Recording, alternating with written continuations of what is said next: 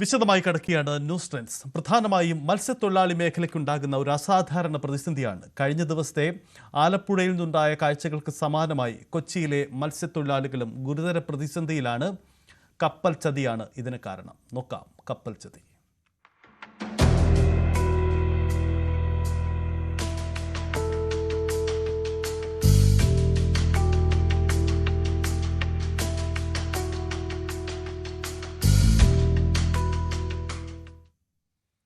പുറം കടലിൽ മുങ്ങിയ കപ്പലിൽ നിന്നുള്ള അവശിഷ്ടങ്ങളിൽ കുരുങ്ങി മത്സ്യത്തൊഴിലാളികളുടെ മീൻ വലകൾ നശിക്കുന്നത് വ്യാപകമാണ്. കഴിഞ്ഞ ദിവസം ആലപ്പുഴയിൽ നിന്ന് നമ്മൾ കണ്ട കാഴ്ചകൾക്ക് സമാനമാണ് കൊച്ചിയിലെയും അവസ്ഥ. കൊച്ചിയിൽ നിന്നും കടലിൽ പോയ മത്സ്യത്തൊഴിലാളികൾക്കുണ്ടാകുന്നത് ലക്ഷങ്ങളുടെ നഷ്ടമാണ്. ട്രോളിംഗ് നിരോധനത്തിൻ്റെ കഷ്ടപ്പാടുകൾക്കിടയിലാണ് ഈ പുതിയ പ്രതിസന്ധി കൂടി അവർക്ക് നേരിടേണ്ടി വരിക. എന്തോ ഭാരമുള്ളൊരു സാധനം വന്ന് വലയിൽ കുടുങ്ങുകയും വല അങ്ങനെ വലയെന്ന് വെച്ചിട്ടുണ്ടെങ്കിൽ അങ്ങനെ ഏകദേശം ഒരു 1000 കിലോ താഴെ വല അതേ മാറ്റിയിട്ടേക്കുന്ന വലകളാണ്. അത് നിങ്ങൾ അതും വിഷ്വലി എടുക്കണം. 1000 കിലോ വലയോളം പറഞ്ഞ് നമ്മളുടെ വലയിൽ നിന്ന് പറഞ്ഞ് കടലിൽ പോയി നമുക്ക് ഒരു വല കിട്ടിയില്ല എന്നുള്ളതാണ്. ഇന്നലെ രാവിലെ തുടങ്ങിയുള്ള പണിയാണ്. ഇപ്പോഴാണ് പണി. 50 തൊഴിലാളികളുടെ 2 ദിവസത്തെ ഞങ്ങളുടെ തൊഴിൽ നഷ്ടം. സുബൈർ പറയുന്നത് തന്റെ ജീവിതമാണ്. ഇതുപോലെ തന്നെയാണ് കടലിലേക്ക് പോകുന്ന മത്സ്യത്തൊഴിലാളികളുടെ കഥയത്രയും. ട്രോളിംഗ് നിരോധനം സൃഷ്ടിക്കുന്ന പ്രതിസന്ധികൾക്കിടയിൽ പട്ടിണി കിടക്കാതിരിക്കാൻ വേണ്ടി മാത്രമാണ് നഷ്ടം സഹിച്ചും ഇപ്പോൾ കടലിൽ പോകുന്നത്. എന്നാൽ കപ്പൽ അപകടം സൃഷ്ടിച്ച പ്രതിസന്ധി ചെറുതല്ല. കഴിഞ്ഞ ദിവസം അവശിഷ്ടങ്ങളിൽ കുടുങ്ങി ഇല്ലാതായത് 1000 കിലോ വലയാണ്. വില 6 ലക്ഷം രൂപ. ഈ ഒഴുകി വന്ന് കിടക്കുന്ന ഈ കണ്ടെയ്നറിൻ്റെ മറ്റുള്ള സാധനങ്ങളും എല്ലാം കടലിൽ നിന്ന് എടുത്ത് മാറ്റി പിന്നെ ഈ വന്നേക്കുന്ന നഷ്ടങ്ങൾക്ക് അർഹമായ നഷ്ടപരിഹാരവും തന്ന് ഞങ്ങളെ സംരക്ഷിക്കണമെന്നാണ് ഞങ്ങൾക്ക് സർക്കാരിനോട് ആവശ്യപ്പെടാനുള്ളത്. ഇതിപ്പോൾ ഞങ്ങളിപ്പോൾ 2ാമത്തെ പ്രാവശ്യമാണ് ഇത് ചെയ്യണത്. ഇതുപോലെ സംഭവിച്ചിട്ട് ഞാൻ ബ്ലേഡിൽ നിന്നൊക്കെ പൈസക്ക് മേടിച്ചൊക്കെയാണ് ഞങ്ങളിത് ചെയ്യണത്. ഒരുപാട് നഷ്ടങ്ങളുണ്ട് ഞങ്ങൾക്ക്. സർക്കാരിൽ നിന്ന് എന്തെങ്കിലും കിട്ടിയാൽ വളരെ ഉപകാരമായിക്കോളും. ട്രോളിംഗ് എന്നാൽ കാറ്റും മഴയും പിടിച്ചാറും പണിക്കും പോകാത്ത കണ്ടീഷനിലാണ് വന്നത്. ആലപ്പുഴ തീരത്തിനു പിന്നാലെ കൊച്ചിയിലെയും മത്സ്യത്തൊഴിലാളികൾ നേരിടുന്നത് ഗുരുതര പ്രതിസന്ധിയാണ്. ഇപ്പോൾ മത്സ്യബന്ധനത്തിന് പോകുന്ന വള്ളങ്ങളിലെ ഭൂരിഭാഗം വലകളും ഉപയോഗശൂന്യമായി. വള്ളങ്ങളിലെ തൊഴിലാളികളെല്ലാം ചേർന്ന് വലകൾ തുന്നിയെടുക്കുന്ന കാഴ്ചയാണ് ഹാർബറുകളിലേക്ക് ചെന്നാൽ കാണാൻ കഴിയുക. കപ്പൽ അപകടത്തിൽ കേസെടുത്തെങ്കിലും മറ്റു നടപടികളിലേക്ക് കടന്നിട്ടില്ല. നഷ്ടപരിഹാരം സംബന്ധിച്ച് ചർച്ചകളും എങ്ങുമെത്തിയില്ല.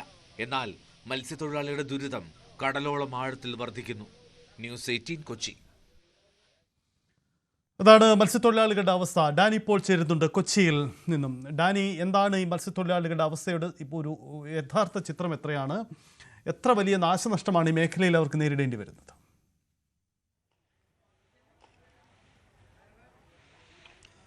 സജിത്ത്, കേരളത്തിൻ്റെ തീരമേഖലകൾ ഒരുപക്ഷെ ഈ അടുത്ത കാലത്തെങ്ങും ഇത്ര കനത്ത ഒരു പ്രതിസന്ധിയെ, ഇത്ര ഒരു ആഘാതത്തെ അഭിമുഖീകരിച്ചിട്ടുണ്ടെന്ന് തോന്നുന്നില്ല. അതെ, നമ്മൾ പലപ്പോഴും ഈ പ്രകൃതിക്ഷോഭങ്ങൾ അത്തരം കാര്യങ്ങളെല്ലാം തന്നെ ഉണ്ടാകുമ്പോൾ അവർ ബാധിക്കാറുണ്ട്. പക്ഷേ ഇതങ്ങനെയല്ല. ഇത് ഒരു അപകടത്തെ തുടർന്നുണ്ടായ വിഷയങ്ങളാണ്. ഇത് കപ്പലപകടത്തെ തുടർന്ന് പിന്നീട് അതിൻ്റെ കണ്ടെയ്നർ കടലിലേക്ക് ഒഴുകി പരക്കുന്നു. അതിൽ തുടർന്ന് വന്നിരിക്കുന്ന നഷ്ടങ്ങൾ ഒത്തിരിയാണ്, നിരവധിയാണ്. നമ്മളുള്ളത് കൊച്ചിയിലെ കാളമുക്ക് ഹാർബറിലാണ്. ഈ കാണുന്നത് കഴിഞ്ഞ കുറേ ദിവസങ്ങളായി ഇവിടെ നടക്കുന്ന ഒരു പ്രധാനപ്പെട്ട പ്രവർത്തനം എന്ന് പറയുന്നത് ട്രോളിംഗ് കാലമാണ്. ഇവിടേക്ക് പോകുന്നത് വള്ളങ്ങൾക്ക് മാത്രമാണ് ഇപ്പോൾ പോകാൻ കഴിയുന്നത്. ഈ പോയ വള്ളങ്ങളുടെ ഒരവസ്ഥയാണിത്. തിരിച്ച് ഇപ്പോൾ നമ്മൾ ഈ കാണുന്ന ഈ വലകളെല്ലാം ഇത് കണ്ടെയ്നറിലും മറ്റ് അവശിഷ്ടങ്ങളിലും കുടുങ്ങി അത് പൊട്ടി വല നശിക്കുന്നു. തിരിച്ച് ഇവിടേക്ക് വന്നതിന് ശേഷം ഇവരിത് വളരെ കഷ്ടപ്പെട്ട് അത് പലതും അതിന് തുന്നിയെടുക്കുക, അറ്റകുറ്റപ്പണികൾ നടത്തുക തുടങ്ങിയ കാര്യങ്ങൾ പൂർത്തീകരിച്ച് ഇതിപ്പോൾ നമ്മൾ അത്തരം കാര്യങ്ങൾ പൂർത്തീകരിച്ച ഒരു വള്ളത്തിലേക്ക് ഈ വലകൾ കയറ്റുന്ന അതൊന്നുകൂടി പരിശോധിച്ച ശേഷം അവർ കൊണ്ടുപോകുന്നതാണ്. 1 കിലോയ്ക്ക് 600 രൂപയാണ് ഈ വലയ്ക്ക് വില വരുന്നത്. അങ്ങനെ വരുമ്പോൾ ഒരു വള്ളത്തിൽ സംഭവിക്കുന്ന നഷ്ടങ്ങൾ എന്ന് പറയുന്നത് 1000 കിലോ വല വരെ ഇത് അവർക്ക് നഷ്ടമാവുന്നൊരവസ്ഥ. നോക്കുക, എത്ര കണ്ട ദുരിതത്തിലേക്കാണ് അവർ പോകുന്നത്. കാരണം ഇതൊരു ട്രോളിംഗ് കാലമാണ്, വറുതിയുടെ ഒരു കാലം കൂടിയാണ് എന്നത് നമ്മൾ മറന്നു പോകരുത്. ആ ഒരു കാലത്താണ് ഈ രീതിയിലേക്കുള്ള ഒരു പ്രതിസന്ധി നേരിടുകയും ചെയ്യുന്നത്. ഇവിടേക്ക് വരികയാണെങ്കിൽ ഇവിടെ വള്ളത്തിൽ നിന്നുള്ള വല കൂട്ടി അവർ തുന്നിക്കൊണ്ടിരിക്കുന്ന ആ ഒരു രീതിയിലേക്കാണ് ഇവിടെ വരുന്നത്. അങ്ങനെ ഈ ഭാഗത്ത് നമ്മൾ വരികയാണെങ്കിൽ ഇവിടേക്ക് ഈ തൊഴിലാളികൾ, മത്സ്യത്തൊഴിലാളികൾ എല്ലാവരും തന്നെ ഇവിടെ വന്ന് ഇരുന്ന്, കാരണം ഇത് തുന്നിയിട്ട് വേണം, അത് കൃത്യമായിട്ട് അത്തരം കാര്യങ്ങൾ കഴിഞ്ഞിട്ട് വേണം അവർക്ക് മുന്നോട്ട് പോകണമെങ്കിൽ അത്തരം കാര്യങ്ങൾ തീർത്തിട്ട് വേണം അവർക്ക് മുന്നോട്ട് പോകാനുള്ളത്. കൂടി ഇരുന്ന് അവർ ഇത് തുന്നി ആ വലകൾ ശരിയാക്കുന്ന രീതിയിലേക്ക് പോകുന്നു. ഓരോ ദിവസവും ഇത്തരം വലിയ തിരിച്ചടികൾ അവർ അഭിമുഖീകരിക്കേണ്ടി വരുന്നു. ഈ വലപ്പണി അത് പൂർത്തീകരിച്ചതിന് ശേഷം അവർക്ക് കടലിലേക്ക് പോകാനായിട്ട് സാധിക്കുകയുള്ളൂ. കഴിഞ്ഞ കുറേ ദിവസങ്ങളായി അവർ അഭിമുഖീകരിക്കുന്ന പ്രശ്നം കേരളത്തിൻ്റെ തീരമേഖലകളിൽ ഇത് തന്നെയാണ്. വലിയ രീതിയിലുള്ളൊരു തിരിച്ചടികളിലേക്കെല്ലാം ഇത് വന്നുകൊണ്ടിരിക്കുന്നത്. ഈ ട്രോളിംഗ് നിരോധന കാലത്താണ് ഈ ഒരു വിഷയത്തിലേക്ക് അവർ എത്തിക്കൊണ്ടിരിക്കുന്നത് എന്നതാണ്. നമുക്കൊപ്പം ഇവിടുത്തെ തൊഴിലാളികൾ കൂടി അവർ ചേരുന്നുണ്ട്. ഈ വല തുന്നിയെടുക്കുന്ന അതിൻ്റെ ഒരു തിരക്കിലും കാര്യങ്ങളിലും എല്ലാം തന്നെയാണ്. വലിയ പ്രതിസന്ധി ഇതിനു മുമ്പ് ഈ രീതിയിൽ അഭിമുഖീകരിക്കേണ്ടി വന്നിട്ടുണ്ടോ? എങ്ങനെയെങ്കിലും ഒരു കണക്ക് വെച്ച് ഇത്തരം കാര്യങ്ങൾ അവർ പൂർത്തീകരിച്ചുകൊണ്ടിരിക്കുകയാണ്. അതിന് ഇടയിലാണ് നമുക്കൊപ്പം ചേരുന്നത്. ഏതായാലും ഈ ഒരു പ്രതിസന്ധിയുടെ ഒരു കാലഘട്ടമാണ് ഇത്. ഇതിനു മുൻപ് ഈ രീതിയിലേക്ക് വലിയ ബുദ്ധിമുട്ടുകൾ അനുഭവപ്പെട്ടിട്ടുണ്ടോ ഈ വലപ്പണിയുമായി ബന്ധപ്പെട്ട്? ഇങ്ങനെ ഒരു അനുഭവം ആദ്യമായിട്ടാണ് സംഭവിച്ചത്. കാര്യം കടലിലെ ഉടക്കുകളും കാര്യങ്ങളൊക്കെ ഞങ്ങൾക്കറിയാം. ഞങ്ങൾ മാർക്ക് ചെയ്ത് വെച്ചിട്ടുണ്ട്. അത് ഉടക്കിൻ്റെ അടുത്ത് വരുമ്പോൾ അലാറിനടിക്കും. ഇതൊരു പ്രതീക്ഷിക്കാത്ത ഉടക്കുകളാണ് ഇപ്പോൾ കടലിൽ കാണുന്നത്. ഒരു വള്ളത്തിനല്ല, ഇപ്പോൾ ഓണ വള്ളത്തിൽ ഒരു 10-15 വള്ളങ്ങൾ ഒരു ദിവസം ഇങ്ങനെ വല കണ്ടിച്ച് പോകുന്നുണ്ട്. അപ്പം ഞങ്ങളുടെ സംശയം കണ്ടെയ്നർ ഒഴുകി വന്നിട്ടുണ്ടെന്ന് തന്നെയാണ്. കാര്യം അവിടെ ഉടക്കില്ല. നിങ്ങൾ സ്ഥിരമായിട്ട് മത്സ്യബന്ധനം നടത്തുന്ന സ്ഥലമാണത്. അവിടെ ഇതുവരെ അങ്ങനെ ഒരു സംഭവം ഉണ്ടായിട്ടില്ല. ഇപ്പോൾ ഇത് കുടുങ്ങി വരുമ്പോഴേക്കും ഒത്തിരി നഷ്ടം അല്ലേ? ഒത്തിരി നഷ്ടം എന്ന് പറഞ്ഞാൽ ഇന്നലെ മിനിയാവുന്ന ഞങ്ങൾ ഇന്നലെ കണ്ടിച്ചിട്ട് ഇന്നലെ 500 കിലോ വല ഞങ്ങൾ ഇന്ന് വെച്ചിട്ടുണ്ട്. ഇന്നലെ തികഞ്ഞിട്ടില്ല. 1 കിലോ വലക്ക് 600 സംതിങ്ങാണ് വില. ഒരു വള്ളക്കാരൻ നഷ്ടം 5-6 ലക്ഷം രൂപ നഷ്ടമാണ്. ഞങ്ങൾ അതിക്ക് മുമ്പ് ഞങ്ങൾ 6 മാസം പണിക്ക് പോകാതെ വള്ളം കെട്ടിയിട്ട് 10-25 ലക്ഷം രൂപ വള്ളത്തിനും വലക്കും മുടക്കിയിട്ടാണ് ഞങ്ങൾ ഈ പണിക്ക് ഇറങ്ങിയത്. സീസൺ ഞങ്ങൾക്ക് പ്രതീക്ഷയുള്ള മാസം കൂടി 1-2 മാസം. ഈ മാസം കൊണ്ട് ഞങ്ങൾക്ക് ഞങ്ങളുടെ കടങ്ങളും കാര്യങ്ങളൊക്കെ വീടുന്ന ഒരു മാസമാണ് മത്സ്യത്തൊഴിലാളികളുടെ സംബന്ധിച്ച് ഏറ്റവും വലിയ സൗഭാഗ്യമുള്ള മാസമാണ്. ആ മാസമാണ് ഇങ്ങനെ സംഭവിച്ചേക്കുന്നത്. ഈ ട്രോളിംഗ് നിരോധനം നിലനിൽക്കുന്ന ഒരു സമയമൊക്കെയാണ്. അപ്പോൾ വലിയ ബുദ്ധിമുട്ടും കാര്യങ്ങളൊക്കെ നമ്മൾ അനുഭവിക്കുന്നുണ്ട്. അതിനിടയിലാണ് ഈ സംഭവം. ഞങ്ങൾ കടലിനെയും കാറ്റിനെയും പേടിച്ചാണ് കടലിൽ പോണത് എല്ലാവരും. അതിനിടയിൽ കൂടിയാണ് ഈ സംഭവം വരുന്നത്. കാര്യം മക്കൾ പട്ടിണിയായി കിടക്കാതിരിക്കാൻ വേണ്ടിയാണ് ഈ കാറ്റും മഴയാണെങ്കിൽ പണിക്ക് പോണത് മത്സ്യത്തൊഴിലാളികൾ. അതിനിടക്കാണ് ഈ പറയുന്ന ഈ കണ്ടെയ്നർ പോലുള്ള സാധനങ്ങൾ ഒഴുകി വന്ന് വല കയറുന്നത്. ഞങ്ങൾ എങ്ങനെ ജീവിക്കും? ഇതിനൊരു പരിഹാരം സർക്കാർ തലത്തിൽ തന്നെ നടത്തണം. അതിന് സർക്കാർ തയ്യാറാകാൻ വേണം. ഈ രീതിയിൽ മത്സ്യത്തൊഴിലാളികൾ അവർ പറയുന്ന അവർ കഴിഞ്ഞ കാലം ആ ബുദ്ധിമുട്ടുകളും കാര്യങ്ങളും എല്ലാം തന്നെ അവർ പറയുന്നു. കാരണം അവർക്ക് മുന്നോട്ട് പോകാനായിട്ട് കഴിയാത്ത വലിയ പ്രതിസന്ധിയിലേക്കടക്കം കാര്യങ്ങൾ പോവുകയും ചെയ്യുന്നൊരു സമയം കൂടിയാണ്. അതുകൊണ്ട് ഒരു നഷ്ടപരിഹാരം അടക്കം സർക്കാർ പ്രഖ്യാപിക്കുന്നു. അത് മതിയായതാണോ? ഒരു 1000 രൂപയും റേഷനും നഷ്ടപരിഹാരം വെറുതെ പ്രഖ്യാപിച്ചിട്ട് കാര്യമില്ലല്ലോ. അതിനൊരു പ്രായോഗികമായ ഇത് വേണ്ടേ? അത് ആ ഒരു തീരുമാനം പറ്റില്ലല്ലോ. ഇത് എല്ലാ വർഷവും ഇതിങ്ങനെ പറഞ്ഞുകൊണ്ടിരിക്കണതാണ്. ഇപ്പം തന്നെ കപ്പലടിക്കുന്ന എക്കല് ഉടക്കായിട്ട് മാറിക്കൊണ്ടിരിക്കുക. അതിലെന്തോരം നഷ്ടം വല അടിച്ച് പറഞ്ഞിട്ടുണ്ടെന്നറിയും. വല നഷ്ടപ്പെട്ടു വന്നു. അപ്പോൾ അതൊക്കെ ഇത് നഷ്ടങ്ങളാണ് സംഭവിക്കുന്നത്. ലക്ഷക്കണക്കിന് രൂപ കടം മേടിച്ചാണ് ഇത് നടത്തുന്നത്. ഇത് സർക്കാരിന് തന്നെ അറിയാം. സർക്കാരിൻ്റെ മത്സ്യബീഡിൻ്റെ ലോണും കാര്യങ്ങളൊക്കെ ഉണ്ട്. അതൊക്കെ സർക്കാരിന് തന്നെ അറിയാം. എത്രയോ കടങ്ങൾ മുടങ്ങി കിടപ്പുണ്ട്. ഈ കാണുന്ന ഭൂരിഭാഗം വള്ളങ്ങളുടെയും ലോണും കാര്യങ്ങളൊക്കെ മുടങ്ങി കിടക്കും. അത് ഇതേപോലെ കിട്ടാനില്ല കൊടുക്കാൻ പറ്റുള്ളൂ. കിട്ടാണ്ടായെങ്കിൽ ഇങ്ങനെ കൊടുക്കും. സർക്കാരിന് അറിയാവുന്ന കാര്യങ്ങളാണ്. ശാശ്വതമായ പരിഹാരം എന്ന് വെച്ചാൽ സർക്കാർ തന്നെ തീരുമാനമെടുക്കണം. അത്രേ ഉള്ളൂ. ഈ കപ്പൽ മുങ്ങുന്ന സമയത്ത് നമ്മൾ പലരും ഇത് ചൂണ്ടിക്കാണിച്ചിരുന്നു. ഇത് ഇങ്ങനെ ഒരു വിഷയങ്ങളൊക്കെ ഇനി വന്നേക്കാം, മത്സ്യത്തൊഴിലാളികളുടെ ദുരിതങ്ങളും കാര്യങ്ങളും എല്ലാം കൂടി. പക്ഷെ ഇത്രത്തോളം പ്രതിസന്ധി ഉണ്ടാക്കുമെന്ന് പ്രതീക്ഷിച്ചില്ല. അല്ല, അതിനെക്കുറിച്ച് എല്ലാവരും വ്യക്തമായ ധാരണ എല്ലാവർക്കും ഉള്ളതല്ലേ. ഇത് മത്സ്യത്തൊഴിലാളിക്കാണല്ലോ എപ്പോഴും നഷ്ടം. എന്ത് കാര്യം വന്നാലും മത്സ്യത്തൊഴിലാളിക്കാണ് നഷ്ടം വേണ്ടത്. കടലിൽ എന്ത് സംഭവിച്ചാലും നഷ്ടം മത്സ്യത്തൊഴിലാളിക്കാണ്. സർക്കാരാണ് എന്തിനും തീരുമാനം എടുക്കുന്ന സർക്കാരാണ്. അല്ലാണ്ട് മത്സ്യത്തൊഴിലാളിക്കിൻ്റെ അകത്ത് പ്രത്യേകിച്ച് വേറെ തീരുമാനം എടുക്കാനുള്ളത്. ഒരു തീരുമാനം എടുക്കാനില്ല. ഇപ്പോൾ തന്നെ ഈ ഹാർബർ തന്നെ വന്നിട്ട് വർഷങ്ങളായി ഈ സാധനം ഇങ്ങനെ കിടക്കണം. ഒരു 10 വർഷത്തിന് മേലെയായിട്ട് ഈ ഹാർബർ ഇങ്ങനെ കിടക്കണം. അപ്പോൾ ഇത് സർക്കാരിന് ചെയ്യാൻ പറ്റുന്ന കാര്യമല്ലേ അതാണ് ചോദിക്കുന്നത്. ഈ ഹാർബർ ഈ പൂർത്തീകരിക്കാൻ പറ്റൂലേ? അതെന്തുകൊണ്ടാണ് പൂർത്തീകരിക്കാൻ പറ്റാത്തത്? ഇത്രയും വർഷമായി ഈ സാധനം ഇങ്ങനെ കിടക്കണം. ഈ വള്ളങ്ങളെല്ലാം പല സ്ഥലങ്ങളിൽ പാലത്തിൻ്റെ താഴെ അവിടെ ഇവിടെയൊക്കെ ആയിട്ടാണ് കെട്ടിയത്. അതിന് നഷ്ടവും അത് എത്രയോ പ്രാവശ്യം ഇവിടെ നിന്ന് പൊട്ടിപ്പോയിട്ടുണ്ടെന്നറിയാം. വെള്ളം പൊട്ടി കടലിലേക്ക് പോയിട്ടുണ്ട്. അപ്പോൾ അതിനൊക്കെ ഒന്നും ഒരു ശാശ്വത പരിഹാരം ഇല്ല. അത് വർഷങ്ങളായിട്ടില്ല, അത്രേ ഉള്ളൂ. പലപ്പോഴും ഒരു അവഗണന തന്നെയാണ്. അവഗണനയല്ല മത്സ്യത്തൊഴിലാളി എപ്പോഴും മത്സ്യത്തൊഴിലാളിയുടെ എപ്പോഴും അവഗണന മാത്രമേ ഉള്ളൂ.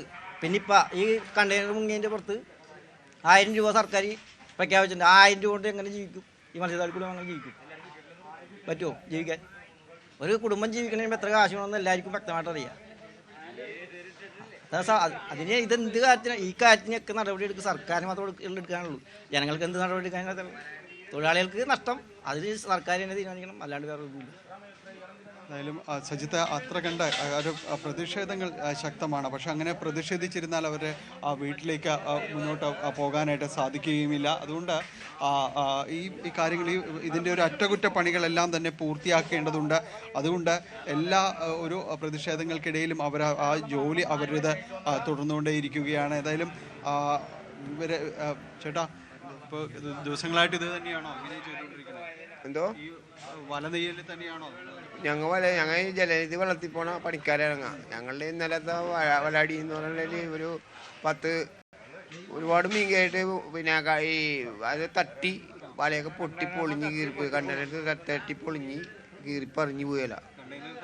അതെ, കണ്ടെയ്നർ തന്നെയാണ്. അത് ഞങ്ങൾക്ക് മനസ്സിലായി. അതിൻ്റെ കുറേ അഴുക്കൊക്കെ പോന്നിങ്ങട് ആ പെട്ടിമ കൊള്ള വലിച്ചെടുക്കുമ്പോൾ കീറിയെടുക്കുമ്പോൾ അങ്ങനെയൊക്കെ ഞങ്ങൾക്ക് മനസ്സിലായതുകൊണ്ടാണ് അത് അങ്ങനെ തന്നെയാണെന്ന് പറയണം. അങ്ങനെയൊക്കെ അതിനെ പറഞ്ഞ ഒരാഴ്ചക്കുള്ളിൽ അടിയിൽ ഇറക്കി 2 ദിവസം ഇങ്ങനെ തന്നെ പോകുന്നു. സാധാരണ നമ്മൾ സുഖമായിട്ട് മീൻ പിടിക്കുന്ന സ്ഥലത്താണ് ഇപ്പോൾ ഈ ബുദ്ധിമുട്ടുകൾ. അതെ തന്നെ, സുഖമായിട്ട് ഞങ്ങൾ പിന്നെ ഒരു 54 ഞങ്ങൾ അടിച്ചത് പോലെ അവിടെ വന്നാണ് ഈ സാധനം കിടക്കണത്. ഇതിൽ ഈ നഷ്ടപരിഹാരം അത്തരം കാര്യങ്ങളൊക്കെ കിട്ടുന്നുണ്ടോ? ഞങ്ങൾക്കൊന്നും ഇന്നലെ കിട്ടിയിട്ടില്ല. ഞങ്ങൾക്കൊന്നും കിട്ടാറില്ല. ഒരു നഷ്ടപരിഹാരം ഞങ്ങൾക്ക് കിട്ടാറില്ല. ഈ സംഘത്തിൽ നിന്നൊക്കെ ലോണൊക്കെ എടുത്തിട്ടാണ് ഇത് ശരിയാക്കിയത്. ഇത് 4-5 മാസം, ശരിക്കും പറഞ്ഞാൽ 3 മാസം പണി ഉണ്ടാവുള്ളൂ. പിന്നെ ഇത് കഴിഞ്ഞാൽ പിന്നെ പണിയില്ല, പിന്നെ വള്ളം കെട്ടിയിടും. അപ്പോൾ ഇത് പലിശ ഞങ്ങൾക്ക് കയറിക്കൊണ്ടിരിക്കുകയാണ് സംഘത്തിൽ. സർക്കാരിൽ നിന്നൊക്കെ ലോൺ തന്നിട്ടുണ്ടെങ്കിലും ഞങ്ങൾക്ക് ഇത് അടച്ചു തീർക്കണം. ഇതിപ്പോൾ ഈ വല പൊട്ടുമ്പോഴേക്കും ദിവസങ്ങളുടെ പണി ആയി. ഈ 10-50 പേരുടെ പണി. ഓരോരുത്തർക്ക് 10,000 രൂപ വെച്ചൊക്കെ പണിക്കാശ് കൊടുക്കണം. ഇതൊക്കെ 10 രൂപ പലിശയൊക്കെ മേടിച്ചാണ് ഞങ്ങൾ ഇതൊക്കെ ചെയ്യണം. അതാണ് സർക്കാർ പറഞ്ഞിരിക്കുന്ന നഷ്ടപരിഹാരം. അത് ഒരു 1000 രൂപയ്ക്ക് കിട്ടുന്നത് എവിടെയെങ്കിലും? അതുകൊണ്ടൊന്നും നമുക്ക് ലാഭമില്ല. 1000 രൂപ എല്ലാവരും കിട്ടിയിട്ടില്ല. എല്ലാവരും കിട്ടിയിട്ടില്ല കാശ്. 1000 രൂപ നമുക്കൊന്നും ആവില്ല. ഇപ്പം തന്നെ ഇത് 1000-600 കിലോ വലയാണ് ഇപ്പോൾ ഈ പോയേക്കണേ ഞങ്ങൾ ഈ പണിയെടുത്തിട്ട്. 1000 കിലോ 200 കിലോ വലോളം പോരുന്നു. ഇപ്പം ഇതൊരു ദിവസം ഒരു 19 ആൾ പണിയെടുക്കുമ്പോൾ 1000 രൂപ വെച്ചാൽ പണിക്കാശ് കൊടുക്കുമ്പോൾ 19,000 രൂപ അങ്ങനെ മാറിയത്. പിന്നെ ചിലവ് ഒരു ദിവസം അങ്ങനെ ഒരു വലപ്പണിക്കുമ്പോൾ 10-75,000 രൂപ ചിലവ് വരുന്നുണ്ട് ഒരു ദിവസം വലയൊക്കെ കൂടി കൂട്ടി. പിന്നെ സർക്കാർ ഞങ്ങളെ കണ്ണോർത്ത് കാണാനല്ല അല്ലേ, അങ്ങനെ പറയാൻ പറ്റുള്ളൂ. ഡാനി, നമുക്ക് അവരോട് ചോദിച്ചറിയാവുന്ന ഒരു കാര്യം, ഈ ഇന്നലെ ഞങ്ങളുടെ ഇത്രയും മീൻ ഞങ്ങളുടെ വലയെ കയറിയാണ്. വലയെ കയറിയിട്ട് ഈ സ്ഥാനത്ത് മുടക്കി വല വിട്ടുപോയി, മീനും വിട്ടുപോയി. 50-40 ലക്ഷം രൂപയുടെ മീനാണ് ചാളയാണ് ഇന്നലെ കയറിയത്. അപ്പോൾ ഞങ്ങൾ 50 കുടുംബമാണ് ഞങ്ങളുടെ പട്ടിണിയാണത്, മനസ്സിലായില്ലേ? മീൻ ഉള്ള ഇതാണ്, അതിൽ അഴിച്ചു തരാം. അപ്പോൾ ഞങ്ങൾ ഈ അത്രയും ഞങ്ങൾക്ക് നഷ്ടമുണ്ട്. 50 പേര് കുടുംബം ഇന്നലെ വെളുപ്പിന് 4 മണിക്ക് എഴുന്നേറ്റ് പോയിക്കൊണ്ടും ഇങ്ങനെ സംഭവിക്കുമ്പോൾ പിന്നെ എന്തിനാണ് ഇവിടെ? അടുത്ത കളിക്ക് 1000 രൂപ കിട്ടിട്ട് 1000 രൂപ കിട്ടിയിട്ട് ജീവിക്കാൻ 500 കൊണ്ട് വെളിച്ചെണ്ണക്ക് 400-450 രൂപ വെളിച്ചെണ്ണ. ഇതെങ്ങനെ ജീവിക്കും ഞങ്ങൾ? ഇവിടെ ജീവിക്കാൻ പറ്റുമോ? അങ്ങനത്തെ ഇഷ്ടത്തിലാണ് ഞങ്ങളുടെ ജീവിതം. സജിത്ത്, വളരെ കൃത്യമാണ് അദ്ദേഹം പറയുന്നത്. കാരണം ഈ രീതിയിൽ മുന്നോട്ട് പോകാനായിട്ട് കഴിയാത്ത സാഹചര്യങ്ങളിലേക്ക് തന്നെയാണ് പോകുന്നത്. കാരണം ഇപ്പോഴുണ്ടായിരിക്കുന്ന ഒരു പ്രതിസന്ധി, അതിൻ്റെ ആഴങ്ങൾ വലുതാണ്. അത് വലിയ രീതിയിലേക്ക് അത് നീങ്ങിയിരിക്കുന്നു. കാരണം ഇനി മുന്നോട്ട് പോകാൻ കഴിയാത്ത അവസ്ഥയിലേക്കാണ് ആ കാര്യങ്ങൾ എത്തുന്നത്. ഏതായാലും 5 ലക്ഷം രൂപ 5 പൈസ പലിശക്കാണ് തരണം ഈ വല മേടിച്ചിട്ട്. എങ്ങനെ ജീവിക്കും?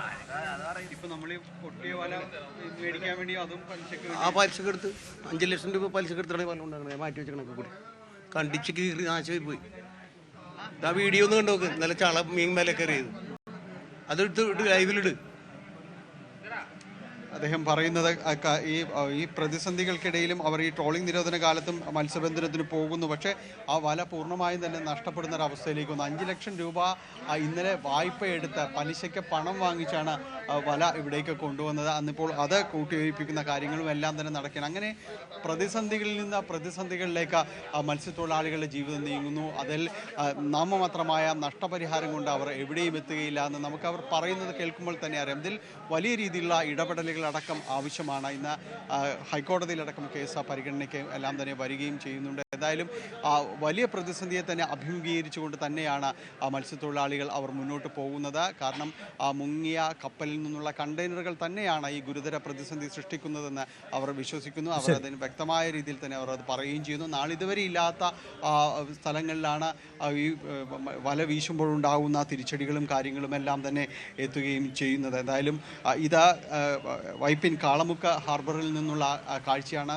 തോപ്പുംപടി മറ്റൊരു ഹാർബറുണ്ട്. അതെ, ഏതാണ് സാഹചര്യം? എന്തായാലും ഡാനി സൂചിപ്പിച്ചതുപോലെ തന്നെ വലിയ രീതിയിൽ ഉള്ള നാശനഷ്ടം. ഒരുപക്ഷെ നമ്മൾ ഈ കപ്പൽ അപകടം നടന്നപ്പോൾ ഒട്ടും പ്രതീക്ഷിച്ച ഒരു സാഹചര്യമല്ല ഇത്. കപ്പലിൻ്റെ അവശിഷ്ടം ഇത്ര വലിയ നാശനഷ്ടം ഈ മേഖലയിൽ ഉണ്ടാക്കുമോ എന്നത് ഒട്ടും പ്രതീക്ഷിച്ചതല്ല. പക്ഷേ ഇപ്പോൾ വലിയ ഗുരുതരമായ പ്രതിസന്ധിയായി ഇത് മാറുകയാണ്. കാരണം കടലിൽ ഒഴുകി നടക്കുന്ന കണ്ടെയ്നറുകൾ മത്സ്യത്തൊഴിലാളി യാനങ്ങൾക്കും അവരുടെ ജീവിതത്തിനും തന്നെ പ്രതിസന്ധിയിലാവുന്ന സാഹചര്യം. വലയും മറ്റ് വസ്തുക്കളും നശിക്കുന്നു എന്ന് മാത്രമല്ല, ഒരുപക്ഷെ ഈ മത്സ്യത്തൊഴിലാളികളുടെ ബോട്ടുകളടക്കം അപകടത്തിൽപ്പെടുന്നതിനും ജീവന് തന്നെ ഭയപ്പെടുത്തുന്ന തരത്തിലുള്ള സാഹചര്യം ഉണ്ടാവുന്നു എന്നതാണ്. സമാനമായ പ്രതിസന്ധി ആലപ്പുഴയുടെ തീരമേഖലയിൽ നിന്നും മത്സ്യബന്ധനത്തിന് പോകുന്നവർ നേരിട്ടതാണ്. അതേ അവസ്ഥ തന്നെ കൊച്ചിയിലും ഉണ്ടാവുന്നു എന്നതാണ് അവസ്ഥ. ഇതൊരു വലിയ പ്രതിസന്ധിയാണ്. ഇതിലൊരു വലിയ ഇടപെടൽ വേണം. കാരണം കടലിൽ ഒഴുകി നടക്കുന്ന കണ്ടെയ്നറുകൾ ഉണ്ടാക്കുന്ന അപകടം അത് ചെറുതല്ല, അത് വലിയ ഗുരുതരമാണ് എന്നതാണ് അവസ്ഥ. കാരണം ഇത് അഡ്രസ്സ് ചെയ്യപ്പെടേണ്ടതാണ്. ആദ്യഘട്ടത്തിൽ തീരമേഖലകളിലേക്ക് അടിഞ്ഞുകൂടുന്ന മാലിന്യം അത് നീക്കം ചെയ്യുന്ന വിഷയങ്ങളൊക്കെയാണ് നമുക്കൊരു പ്രധാന പ്രതിസന്ധി ഉണ്ടായതെങ്കിൽ ഈ കപ്പൽ അപകടം വരുത്തിവെച്ച മറ്റൊരു വലിയ വിനയാണ് ഈ മത്സ്യത്തൊഴിലാളികൾ സൂചിപ്പിക്കുന്നത്. കടലിലൂടെ മത്സ്യത്തൊഴിലാളി മേഖലകളിൽ ഒഴുകി നടക്കുന്ന മത്സ്യബന്ധന മേഖലകളിലൂടെ ഒഴുകി നടക്കുന്ന കണ്ടെയ്നറുകൾ അതുണ്ടാക്കുന്ന പ്രതിസന്ധി ഒട്ടും ചെറുതല്ല എന്നതാണ് ഈ അവസ്ഥയ്ക്ക് കാരണം. അതുകൂടിയാണ് വ്യക്തമാക്കപ്പെടുന്നത് എന്ന പ്രധാനപ്പെട്ട കാര്യം കൂടിയുണ്ട്. അത്ര വലിയ ഗുരുതരമായ പ്രതിസന്ധിയാണ് അവിടെയുള്ളത്.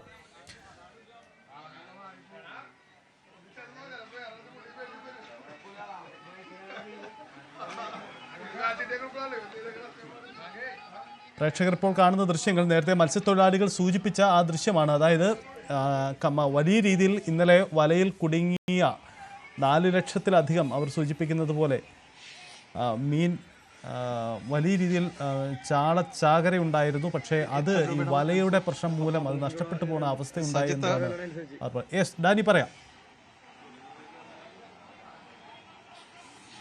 സജിത്ത്, 40 ലക്ഷത്തോളം രൂപയുടെ മത്സ്യം ചാള ഇതിൽ ഉണ്ടായിരുന്നു എന്നതാണ് അവർ കണക്കാക്കുന്നത്. കാരണം കാരണം ഇതിൻ്റെ ഒരു ഭാരമെല്ലാം വെച്ച് അവർക്കത് പറയുകയും ചെയ്യുന്നു. അത്രത്തോളം മത്സ്യം അവർ പിടിച്ചു. അപ്പോൾ വലിയ രീതിയിലേക്ക് അവരൊരു അത്തരമൊരു നല്ല ക്യാച്ചിങ് വരുമ്പോഴേക്കും വലിയ സന്തോഷങ്ങളിലും എല്ലാം ആയിരുന്നു. പക്ഷേ പൊടുന്നനെയാണ് ഇത് സംഭവിക്കുന്നത്. വല വലിക്കുമ്പോൾ ഇതാ കീറിപ്പോകുന്ന അവസ്ഥയിലേക്ക് വരുന്നു. അത്രത്തോളം നഷ്ടം സഹിച്ച വെറും കൈയോടെ വലിയ ബാധ്യതകളോടെ നഷ്ടങ്ങളോടെ തിരിച്ച് തീരത്തേക്ക് വരുന്ന ഒരു അവസ്ഥ. അതാണ് നമ്മൾ ഇപ്പോൾ ഇവരുടെ മുഖത്ത് എല്ലാം തന്നെ കാണാൻ കഴിയുന്നത്. 5 ലക്ഷം രൂപ ഇന്ന് വായ്പ വാങ്ങിച്ചുകൊണ്ട് അവർ വല കൊണ്ടുവന്ന് അത് തുന്നി പിടിപ്പിക്കുന്നതാണ്. ഇവിടെ നിൽക്കുന്ന മത്സ്യത്തൊഴിലാളികളെല്ലാം തന്നെയും ഈ രീതിയിൽ പരീക്ഷിക്കപ്പെട്ടവരാണ്. കടലിനകത്ത് ഈ രീതിയിൽ നഷ്ടങ്ങൾ മാത്രം സംഭവിച്ച് തിരികെ എത്തിയവരാണ്. ഇന്നലെ വലിയ രീതിയിൽ അദ്ദേഹം സൂചിപ്പിച്ചതുപോലെ തന്നെ 40 ലക്ഷത്തോളം രൂപയുടെ മത്സ്യം കടലിലേക്ക് തിരിച്ചു പോരേണ്ടി വരുന്ന ആ ഒരു ഗതികേടിലേക്ക് അടക്കം അവർക്ക് എത്തേണ്ടി വരികയും ചെയ്തിരുന്നു. കാരണം ഇത് കനത്ത പ്രതിസന്ധികൾ അവർക്ക് സൃഷ്ടിക്കുന്നു എന്നതിൽ യാതൊരു തർക്കവും കാര്യങ്ങളുമൊന്നും നമുക്ക് ഇല്ല. ഇതിൽ സത്രമായ രീതിയിലുള്ള ഇടപെടലുകൾ അടക്കം വേണ്ടി വരും എന്ന കാര്യത്തിലും സംശയമില്ല. എന്തായാലും കൂടുതൽ പേര് ഇവിടെയുണ്ട്. ഇതേപോലെ ദിവസങ്ങളായി ഈ പണി തുടർന്നു. എത്ര ദിവസമായി ഈ പണി മിനിഞ്ഞാന്ന് പോയി വലടിച്ചിട്ട് കണ്ടിച്ച് നാശപൂശയിൽ പോയി ഉടക്കൽ വേണം. അത് ഇന്നലെ ഞങ്ങൾക്ക് ഓർത്തൊക്കെ കിട്ടിയിട്ട് കുറേ വലയൊക്കെ മാറി വെച്ച് പണിക്ക് പോയി. ഉച്ചയ്ക്ക് ശേഷം പണിക്ക് പോയിട്ട് പിന്നെ അടിച്ച വേറെ സ്ഥലത്താണ്. ഇത് എവിടേക്കാണ് കിടക്കണേന്നൊരു പിടിപാട് വന്നൊഴുകി കിടക്കണം. അതുമ്മ വീണ് ഇന്നിപ്പോൾ എന്ന് വെച്ചിട്ടുണ്ടെങ്കിൽ 500 കിലോ വരെ അതിൽ കൂടുതലായിട്ട് എടുത്തണമെന്ന് പറഞ്ഞു. എനിക്ക് കറക്റ്റായിട്ട് അറിയാൻ പാടില്ല. ഈ വലയെല്ലാം മാറി അവിടെ വെച്ചാറുണ്ട്. ഇതിന്മേന്ന് ഊരി വല്ല ഇത് പുതിയ വല വെച്ച് കൊടുക്കുകയാണ്. അതും പോയി. ഇങ്ങനെ പോയിട്ടുണ്ടെങ്കിൽ ഞങ്ങളുടെ ജീവിതമൊക്കെ അതൊക്കെ മതിയാണ്. കാരണം എന്ന് വെച്ചിട്ടുണ്ടെങ്കിൽ ഇത് എവിടെയൊക്കെ വന്ന് കിടക്കണമെന്ന് പറയാം. വിശ്വസിച്ച് ഈ വല കൊണ്ടടിക്കാൻ പറ്റില്ല. ഒരു 19 വെള്ളം അടിച്ചിട്ടുണ്ടെങ്കിൽ ഒരു 10-15 വെള്ളത്തിൻ്റെ വല ഉടക്കി കണ്ടിക്കണവൻ്റെ കുടുംബം പട്ടിണിയായി കയറി കിട്ടിയ ഒരു രക്ഷപ്പെടും. അതാണ് ഇപ്പോഴത്തെ അവസ്ഥ. നമ്മൾ ഓരോ പോക്കിലും ലക്ഷങ്ങളാണ് നഷ്ടം. ലക്ഷങ്ങളാണ് നഷ്ടം. ഈ പോക്ക് ചിലവൊക്കെ പറഞ്ഞല്ലോ നേരത്തെ. അതുകൂടാതെ നമ്മുടെ കുടുംബം പട്ടിണിയായിക്കൊണ്ടിരിക്കുകയാണ്. ഈ 3-4 ദിവസത്തെ പണി എന്തെങ്കിലും കിട്ടുന്ന സമയമുള്ളത്. അതും ഇല്ലാതെ ഈ പണിക്ക് പോകാൻ പറ്റില്ലല്ലോ നമുക്ക്. ഈ വന്ന് വലപ്പണിയും കടവും മേടിച്ച് അടുത്ത വല കൊണ്ടുവന്നേക്കാണ്. പുതിയ വല കൊണ്ടുവന്നേക്കാണ്. ഇപ്പോൾ ഓക്കെ അടുത്തല്ലേ ചോദിച്ചു. അപ്പോൾ ഇത് നമ്മൾ സഹിත കാണുന്നത് പുതിയ വല ഇത് ഫാക്ടറിയിൽ നിന്ന് വാങ്ങിച്ച് കൊണ്ടുവരുന്ന ഒരു കാഴ്ചയാണ്. കാരണം ഇതേ അവസ്ഥ തന്നെയാണ്. ഇത് കൊണ്ടുവരുന്നത് ഈ കയ്യിൽ പണമില്ലാതെ അവർ വാങ്ങിച്ച് പലിശയ്ക്ക് പണം എടുത്തുകൊണ്ടാണ് ഇവിടേക്ക് എത്തുന്നത്. കാരണം ഈ ഒരു നിരവധിയായ കുടുംബങ്ങൾ ഇതിനെ ആശ്രയിച്ച് കഴിയുന്നവരാണ്. അപ്പോൾ സർക്കാരിൽ നിന്നോ മറ്റോ സഹായം ലഭിക്കുമോ എന്ന് കരുതി പ്രതീക്ഷിച്ചൊന്നും കാത്തു നിൽക്കാനായിട്ട് കഴിയില്ല. കാരണം ഓരോ വീട്ടിലും അവർക്ക് ഭക്ഷണവും അവർ തേനെയുള്ള കാര്യങ്ങൾ നടന്നു പോകേണ്ടതുണ്ട്. അതുകൊണ്ട് ഈ നഷ്ടം സഹിച്ചും അവർക്ക് മുന്നോട്ട് പോകാനായിട്ട് മാത്രമേ സാധിക്കുകയുള്ളൂ. നമ്മൾ കാണുക ഇപ്പോൾ നെറ്റ് ഫാക്ടറിയിൽ നിന്ന് കൊണ്ടുവന്ന ഈ വല അവരത് പുറത്തേക്ക് എടുക്കുന്നു. ഇതിപ്പോൾ എല്ലാ ദിവസവും എന്ന പോലെ തന്നെ സംഭവിക്കുന്നു. ഏതാണ്ട് നേരത്തെ പറഞ്ഞതുപോലെ 1 കിലോ വലയ്ക്ക് 600 രൂപയാണ് ശരാശരി ഒരു വില എന്ന് പറയുന്നത്. ഒരു വഞ്ചിക്ക് ഒരു വള്ളത്തിന് നഷ്ടം വരുന്നത് ഏതാണ്ട് 1000 കിലോ വലയാണ് അവരുടെ നഷ്ടം വരുന്നത് കിലോ വെച്ച് നോക്കുമ്പോൾ. അപ്പോൾ ഒരു വള്ളത്തിന് ശരാശരി 6 ലക്ഷത്തിൽ രൂപയുടേതാ നഷ്ടമാണ് കണക്കാക്കുന്നത്. അപ്പോൾ ഇവിടുന്ന് പോയ ഈ വള്ളങ്ങളെല്ലാം തന്നെ ഇത്തരം കനത്ത നഷ്ടം സഹിച്ച് തിരികെ എത്തുന്നു. അവർക്ക് ആർക്കും ഒന്നും മെച്ചം പിടിക്കാനാവാത്ത രീതിയിലേക്കാണ് കാര്യങ്ങൾ വരികയും ചെയ്യുന്നത്. ഇതിപ്പോ എത്ര കിലോ വലയുണ്ട് ചേട്ടാ? ഇത് 50. ഇതൊരു ചാക്ക് 45-500 50 കിലോ ഒക്കെ ഉണ്ടാവും. അങ്ങനെ എല്ലാ ദിവസവും ഇവിടേക്ക് ഇത് മേടിച്ച് മതി. വലത് ഇപ്പോൾ മാറ്റമനുസരിച്ച് കയറ്റും വല. ഇത് ഇതാണ് ഞങ്ങളുടെ സ്ഥിതി.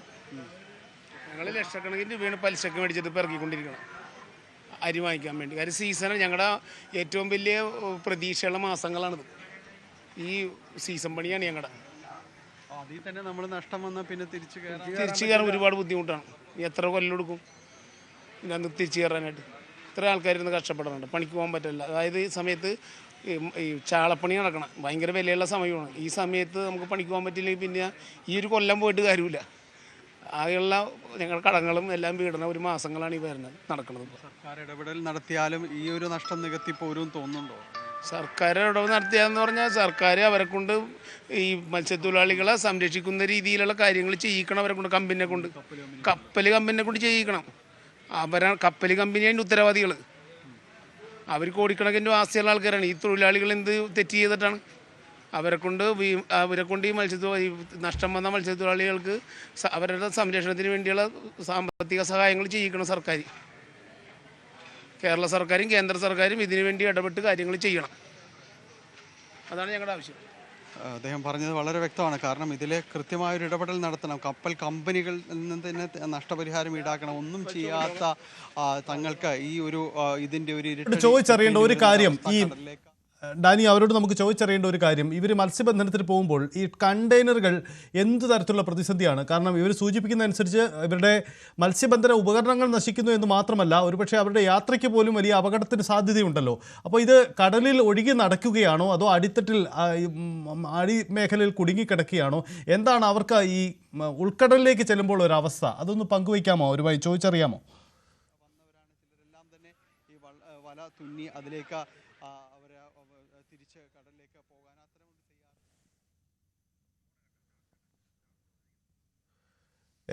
ഡാനിയിലേക്ക് മടങ്ങി വരാം. ചാൾസ് ജോർജ് നമുക്കൊപ്പമുണ്ട്. മത്സ്യബന്ധന മേഖലയിലെ പ്രതിസന്ധികൾ കൃത്യമായി അറിയുന്ന വ്യക്തിയാണ്.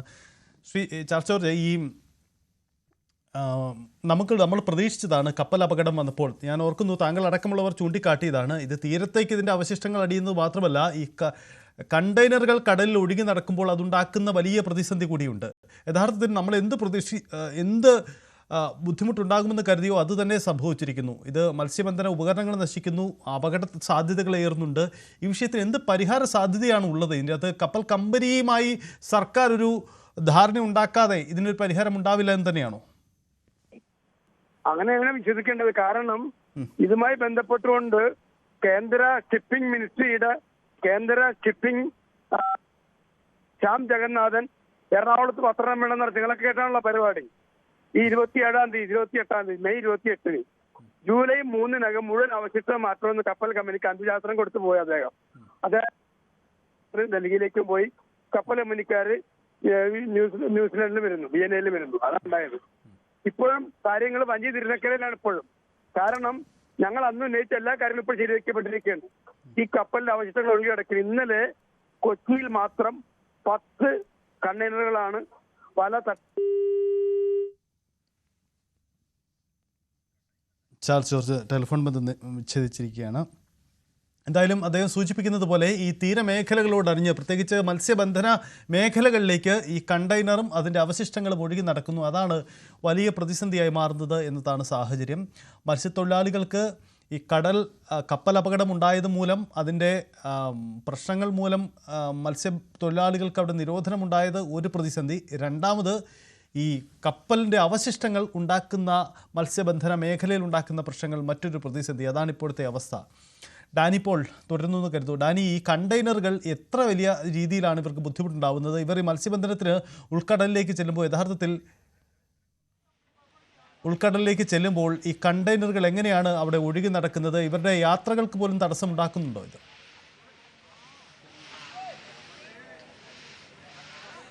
ഇവരുടെ യാത്രകൾ പ്രധാനപ്പെട്ട പ്രശ്നം അവർ ചൂണ്ടിക്കാണിക്കുന്നത് ഈ കടലിലേക്ക് അവർ ചെല്ലുമ്പോൾ ഇവർ ഒരു ഏരിയ അവർക്ക് വളരെ കൃത്യമായിട്ട് മാർക്ക് ചെയ്താണ് ചെല്ലുന്നത്. കാരണം അവർ സാധാരണ രീതിയിൽ മത്സ്യബന്ധനം നടത്തുന്ന തടസ്സങ്ങളില്ലാത്ത മേഖലകൾ കേന്ദ്രീകരിച്ചുകൊണ്ടാണ് അവർ മത്സ്യബന്ധനം നടത്തുകയും ചെയ്യുന്നത്. അപ്പോൾ അവിടങ്ങളിൽ ഒരു തടസ്സവും വലയെറിയുന്നതിന് ഉണ്ടാകുന്നില്ല. അതിനിടയിലൊന്ന് സൂചിപ്പിക്കുന്നു, ഇപ്പോൾ നമ്മൾ കാണുന്നത് മത്സ്യത്തൊഴിലാളികൾ പുതിയ കടലിലേക്ക് പോകുന്ന അവിടെ ആ ഒരു വള്ളത്തിൽ അതിൻ്റെ ഒരു പ്രാർത്ഥനയും കാര്യങ്ങളും എല്ലാം തന്നെ നടക്കുന്ന ഇതാണ് നമ്മൾ ആ ദൃശ്യങ്ങൾ കാണുന്നത്. ഇനി ഇതിലേക്ക് വരികയാണെങ്കിൽ അപ്പോൾ അത്തരം സ്ഥലങ്ങളിൽ അവർക്ക് സുരക്ഷിതമായി വളരെ കൃത്യമായിട്ട് വലയെറിഞ്ഞു പോകാൻ കഴിയും. പക്ഷേ അവിടങ്ങളിൽ നിന്നാണ് ഈ രീതിയിലുള്ളൊരു തിരിച്ചടികൾ ഉണ്ടാകുന്നത്. ആ തിരിച്ചടികൾ എന്ന് പറയുന്നത് വലിയ രീതിയിൽ അവർക്ക് പ്രതീക്ഷിക്കാത്തതാണ്. കാരണം സുഖമായി വലയെറിഞ്ഞ് നാളുകളായി മീൻ പിടിച്ച് പോന്നിരുന്ന ആ ഇടങ്ങളിലാണ് ഈ രീതിയിലുള്ള തിരിച്ചടികൾ ഉണ്ടാകുന്നത്. കൃത്യമായി മാർക്ക് ചെയ്ത് വലയെറിഞ്ഞു പോകുന്ന മത്സ്യത്തൊഴിലാളികളും പക്ഷേ അപ്രതീക്ഷിതമായി അവർക്ക് തന്നെ അറിയുന്നില്ല അവിടെ എന്താണ് സംഭവിച്ചതെന്ന് അവർക്ക് പോലും മനസ്സിലാകുന്നില്ല. പിന്നീട് അവർക്ക് അറിയാനായിട്ട് കഴിയുന്നു വല ഈ രീതിയിലൊക്കെ കീറി വരുന്നു, അതിൻ്റെ പലതിൻ്റെയും അവശിഷ്ടങ്ങൾ അതിൽ കുടുങ്ങുകയും ചെയ്യുന്നു. അവർ പറയുന്നു ആ കപ്പലിൽ നിന്നുള്ള കണ്ടെയ്നറിൽ വന്ന് അതിൻ്റെയും അതോടൊപ്പം തന്നെ അതിൽ നിന്ന് പുറത്തു വന്ന ലോഹഭാഗങ്ങളുടെയും എല്ലാം തന്നെ വക്കിൽ തട്ടിക്കൊണ്ടാണ് അത് കീറിപ്പോയതെന്ന് അവർ അത് ഉറപ്പിക്കുകയും ചെയ്യുന്നു. അങ്ങനെ അവർ നാളുകളായി സുരക്ഷിതമായി വലയെറിഞ്ഞിരുന്ന അത്തരം മേഖലകളിലാണ് ഈ രീതിയിലുള്ള തിരിച്ചടികൾ അവർക്ക് ഉണ്ടാവുകയും ചെയ്യുന്നത്. ഇതിൽ നിന്ന് എങ്ങനെയാണ് അവർക്ക് പുറത്തേക്ക് വരിക? കാരണം എല്ലായിടങ്ങളിലും ഈ കടലിലേക്ക് ചെല്ലുമ്പോൾ എല്ലായിടങ്ങളിലും ഒരേപോലെ തന്നെ ഈ മത്സ്യം കിട്ടുന്നൊരവസ്ഥയോ കാര്യങ്ങളൊന്നുമല്ല. അതിനവർക്ക് കൃത്യമായി മാർക്ക് ചെയ്ത ഇടങ്ങളും കാര്യങ്ങളും എല്ലാം തന്നെയുണ്ട്. അവിടെയാണ് ആ ഭാഗത്തേക്കാണ് ഇവരെല്ലാം തന്നെ പോവുകയും ചെയ്യുന്നത്. അവിടേക്കാണ് ഈ കണ്ടെയ്നറുകൾ പലതും ഒഴുകി അടിഞ്ഞെല്ലാം തന്നെ നിൽക്കുന്നത് എന്ന് പറയുന്നു. അതിൽ ആരാണ് അവർക്ക് ഇതിൽ ഇനിയൊരു സുരക്ഷിതമായൊരിടം ഒരുക്കി കൊടുക്കാൻ കഴിയുക? അവർ ചോദിക്കുന്നതും അത് തന്നെയാണ്. തങ്ങളുടേതല്ലാത്തൊരു തെറ്റിലാണ് ഇപ്പോൾ തങ്ങൾ ശിക്ഷ അനുഭവിച്ചുകൊണ്ടിരിക്കുന്നത്. തങ്ങൾക്ക് ഇതുമായി ബന്ധപ്പെട്ടുകൊണ്ട് യാതൊരു രീതിയിലുമുള്ള ഒരു ഇടപെടലോ കാര്യങ്ങളോ ഒന്നും തന്നെ സംഭവിച്ചിട്ടില്ല. മറ്റ് മുങ്ങിയ ഒരു കപ്പലിൻ്റെ അവശിഷ്ടങ്ങളിൽ നിന്നാണ് ഈ കാര്യങ്ങളെല്ലാം തന്നെ സംഭവിച്ചിരിക്കുന്നത്. അപ്പോൾ ഇത്തരം കാര്യങ്ങളിൽ കൃത്യമായ രീതിയിലുള്ള ഒരു ഇടപെടലും കാര്യങ്ങളും എല്ലാം തന്നെ വേണ്ടതാണ്. പക്ഷേ ആരാണ് ഇതിനെ മുൻകൈ എടുക്കുക എന്നതാണ് അവർ ചോദിക്കുന്നത്. കൃത്യമായ രീതിയിലൊരു പരിഹാരം ഈ വിഷയങ്ങളിൽ അവർക്ക് വരികയും വേണം എന്ന് തന്നെയാണ്. കഴിഞ്ഞ ദിവസങ്ങളിലെല്ലാം തന്നെ ഒരു കണക്കെടുക്കുമ്പോൾ ഈ മുങ്ങിയ കപ്പലിൽ നിന്നുള്ളൊരു പ്രതിസന്ധികൾ അവർ അഭിമുഖീകരിക്കുന്നത് നമ്മുടെ തീരമേഖലകളിലെല്ലാം തന്നെ ഈ ഒരു കഴിഞ്ഞ ദിവസങ്ങളിലൊരു കണക്ക് വരുമ്പോൾ 4 ദിവസത്തിനിടെ 14 മെട്രിക് ടൺ പ്ലാസ്റ്റിക് പെല്ലറ്റുകൾ ഈ വെളി പെരുമാന്തൂർ തീരങ്ങളിൽ നിന്ന് DG ഷിപ്പിംഗ് ശേഖരിച്ചിരുന്നു. തീരത്തടിയുന്നത് ഏതാണ്ട് നിരവധിയായ 500ഓളം വോളണ്ടിയർമാർ ചേർന്നാണ് ഇത് ശേഖരിക്കുന്നത്. അപ്പോൾ തന്നെ നമുക്ക് മനസ്സിലാക്കാൻ കഴിയും എന്തുമാത്രം ഒരു അവശിഷ്ടങ്ങൾ തീരത്തേക്ക് എത്തിയിട്ടുണ്ട് എന്നത് പറയുന്നത്. അപ്പോൾ ഇതെല്ലാം തന്നെ ഇവർക്ക് ബാധിക്കുന്ന രീതിയിലേക്കാണ് കാര്യങ്ങൾ പോകുന്നത്. ഇതുമായി ബന്ധപ്പെട്ടുകൊണ്ടുള്ള കേസുകളെ കുറിച്ച് കൂടി സജിത്ത് നമുക്ക് പറയേണ്ടതുണ്ട്. 2 കമ്പനികൾക്കെതിരെയും സർക്കാർ കേസ് എടുത്തിട്ടുണ്ട്. കോസ്റ്റൽ പോലീസ് കേസ് എടുത്തിട്ടുണ്ട്. പക്ഷേ അതൊരു പേരിനുള്ള ഒരു നടപടി എന്നതാണ്. വകുപ്പുകൾ പരിശോധിക്കുമ്പോഴെല്ലാം അലക്ഷ്യമായി നമ്മൾ ഈ ട്രാഫിക്കിൽ പറയുന്ന പോലെ അലക്ഷ്യമായി വാഹനം ഓടിച്ചതെന്ന് പറയുന്നത് പോലെ ആ രീതിയിലുള്ള ഒരു സമാനമായ രീതിയിലുള്ള കാര്യങ്ങൾ മാത്രമാണ് ചെയ്തിരിക്കുന്നത്. ഇതുവരെ ഒരു കമ്പനികൾക്കെതിരെ കേസെടുക്കുക എന്നതിനേക്ക് അപ്പുറത്തേക്ക് മറ്റ് തൊഴിലാളികൾക്ക്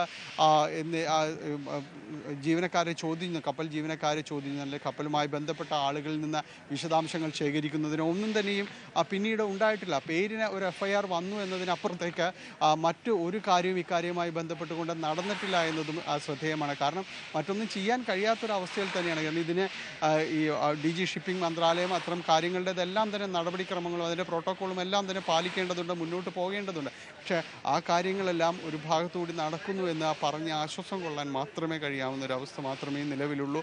ഇന്നേതായാലും ഈ കേസ് കോടതി പരിഗണിക്കുന്നുണ്ട്. ഇതിൻ്റെ ഒരു പാരിസ്ഥിതിക ആഘാതത്തിൻ്റെ ഒരു നഷ്ടപരിഹാരം സംബന്ധിച്ച് സർക്കാർ ഇതുവരെയും അത്തരമൊരു കണക്കെടുപ്പിലേക്കോ ഒന്നും തന്നെ കടന്നിട്ടുമില്ല. അപ്പോൾ ഈ മത്സ്യത്തൊഴിലാളികൾ ഇപ്പോൾ അനുഭവിച്ചു പോരുന്ന ഈ ദുരിതത്തിന് ഇപ്പോൾ ലക്ഷങ്ങളുടെ നഷ്ടം, ഓരോ വള്ളവും പോയി തിരിച്ചു വരുമ്പോൾ 6 മുതൽ 10 വരെ അവർക്ക് ലക്ഷം രൂപയുടെ നഷ്ടമാണ് അവർക്ക് കണക്കാക്കുന്നത്. കാരണം ഈ വല എല്ലാം തന്നെ നശിച്ച് തിരികെ വരുന്ന രീതിയിലേക്കാണ്. അപ്പോൾ ഈ നഷ്ടം ആരാണ് അവർക്ക് നികത്തി കൊടുക്കുക, ആർക്കാണത് പരിഹരിക്കാൻ കഴിയുക എന്ന ചോദ്യങ്ങളെല്ലാം തന്നെ ഒരു ഭാഗത്ത് ബാക്കി നിൽക്കുകയാണ്. സജിത്ത്, അതാണ് പ്രധാനപ്പെട്ട കാര്യം. എന്തായാലും വലിയ നഷ്ടമാണ്, അസാധാരണ പ്രതിസന്ധിയാണ് അവിടുത്തെ അവസ്ഥ എന്നതാണ് ശ്രദ്ധേയമായ കാര്യം. ഇതാണ് അവിടുത്തെ ആളുകൾ പങ്കുവെക്കുന്ന കാര്യം. ഡാനി, ഇന്ന് കോടതിയിൽ സുപ്രധാനമായ ചില ഇടപെടൽ കൂടി ഇക്കാര്യത്തിൽ ഉണ്ടാവുന്നുണ്ടല്ലോ. കപ്പൽ കമ്പനിയോട് നഷ്ടപരിഹാരം വാങ്ങാൻ സർക്കാർ തയ്യാറാണെന്ന് ആവശ്യപ്പെട്ടുകൊണ്ടുള്ള ഹർജി, TM പ്രതാപൻ്റെ അടക്കമുള്ള ഹർജികൾ വരുന്നുണ്ട്. എന്താണ് കോടതിയിലെ നടപടികൾ? ഇന്ന് ഇക്കാര്യത്തിൽ എന്ത് പ്രതീക്ഷിക്കാം കോടതിയിൽ നിന്ന്?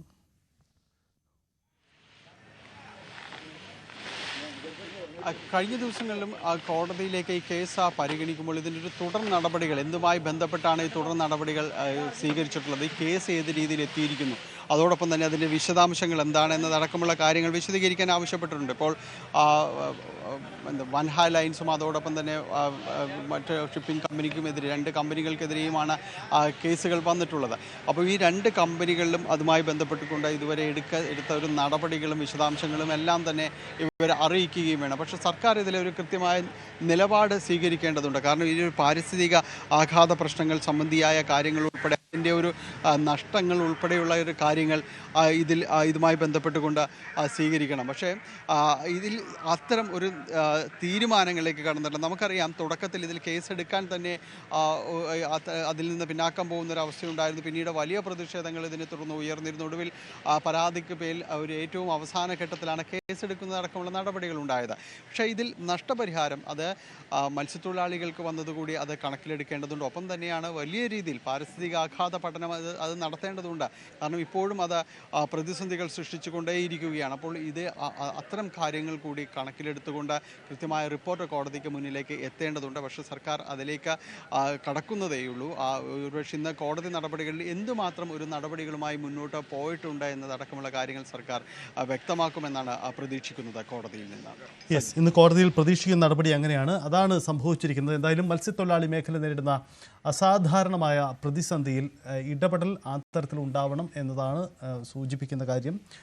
തീരമേഖലകളിൽ നിന്നും മത്സ്യബന്ധനത്തിന് പോകുന്നവരെല്ലാവരും നേരിടുന്ന പ്രതിസന്ധിയും അതുതന്നെയായി മാറുകയാണ്. എന്തായാലും ഇക്കാര്യത്തിൽ ഒരു കൃത്യമായ ഇടപെടൽ ഉണ്ടാകുമെന്ന് കരുതാം.